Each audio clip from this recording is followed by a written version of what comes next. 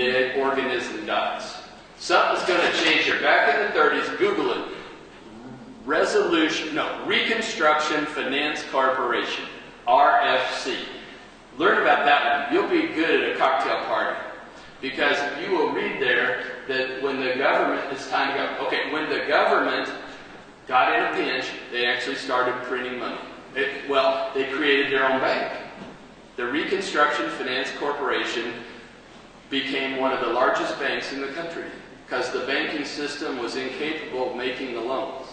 And so either we're going to fix this banking system or they're going to create another one, because I promise you they're not going to let hundreds of billions of dollars of commercial real estate loans or CMBS just all come to a train wreck at the end.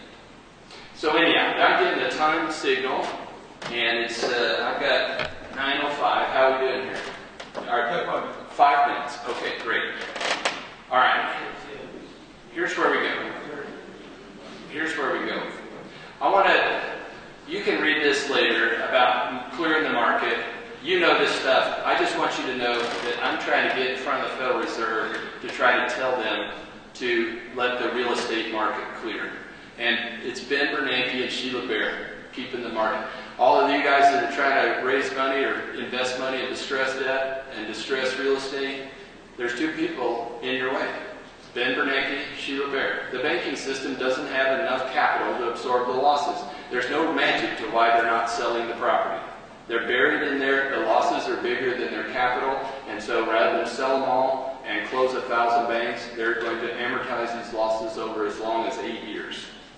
That's hard to listen to, but it's the truth. If I had 5 bankers up here, they would all agree with me. I speak to the Texas Bankers Association CEO Summit, their CFO Summit, the Texas Society of CPAs, Auditors, and Financial Institutions. I was in front of the Federal Reserve Bank themselves. The things I'm telling you, I was mentioning them. They don't like to hear it, but it's true. All right, so you can read this. I want to get to this. All this stuff's easy to read. Here's what I'm hoping for. Here's the good scenario, the guidepost. Small businesses and investors get the go signal from Congress. And we get a positive surprise in new job creation for 2 months in a row. Stock prices jump substantially, interest rates rise, and bond prices fall. You get a massive move out of cash into stocks. You get a massive move out of bonds and commodities into stocks.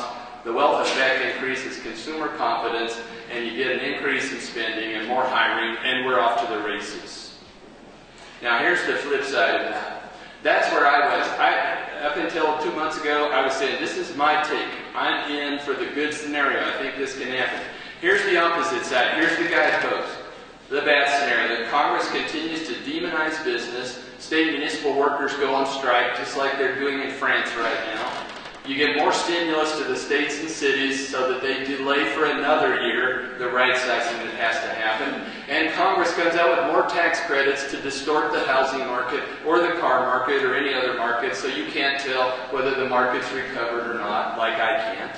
And then you get this continued uncertainty from Washington that I was talking about. And what happens then? Business and investors continue to hoard more cash. And the 10-year Treasury rate falls toward 2%, and we have a repeat of 2010 for 2011. And every year these bad signals come out, we'll have another year like that. It's called the Japanese experience. Until the government lets the market clear and the government manipulates every part of the economy, where people say, this whole country, the economy is nothing but a hall of mirrors, a house of mirrors. That's really true. All they're saying is the government intervenes in everything, so I don't know whether the market's turned or not. So this is a challenging environment. It's not fun to listen to, but I'm going around the country presenting this stuff because we need to have as many people as possible aware of what's really going on, so you can talk turkey with people that matter to you. If you're unhappy with this stuff, tell the person that represents you in Washington, D.C., but these are real things. Don't just call them and go, I'm a gold bug and I'm worried about runaway inflation and all the rest of that stuff. Call them up with real details here and say, we need you to start fixing stuff. And I'll close with this. Herbert Hoover wrote a letter to a kid after he was president. A little 12-year-old kid wrote Hoover a letter and said, Mr. Hoover, I want to be president of the United States. What do I need to know to be president? And Hoover wrote him back and said, "Young man, being a politician is not a worthy profession, but being a public servant is a noble one." That's what we need to demand out of these people in Washington. We can't afford another year or two of the kind of stuff we've been getting here.